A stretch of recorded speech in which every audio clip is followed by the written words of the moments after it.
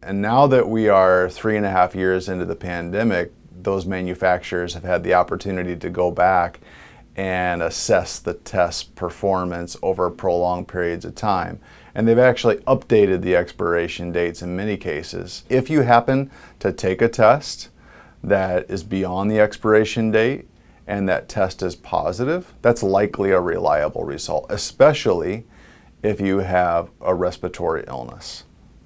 If you get a negative result by a test that is beyond the expiration date, that's when I'd really recommend making sure that that test doesn't have an extended expiration date, and if it's beyond that, then definitely go out and get another test or go in and have a healthcare provider collect a swab for a lab-based test before you rule out COVID.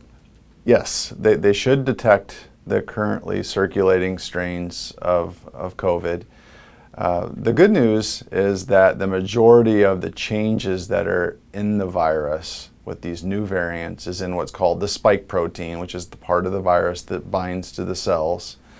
And the protein that these antigen tests are looking for is a different protein, where not as many of the mutations are occurring.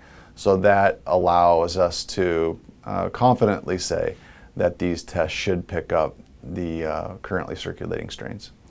When an at-home antigen test is positive, it means that that person is still shedding or excreting a high amount of viral protein.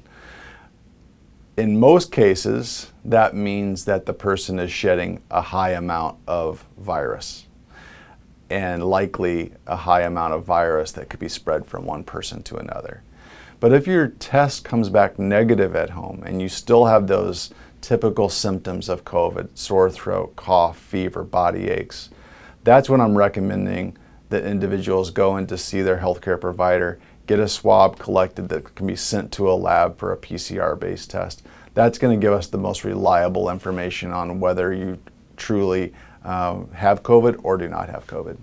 My recommendation is to wait a few days. Don't go home right away and take a test, because it's not going to have been enough time to generate enough virus to trigger those tests to be positive. But typically 3 days after, take a test. If it's negative, consider taking a test the next day or 48 hours from then. Typically by day 5 after an exposure, you're likely clear if you test negative over that time frame.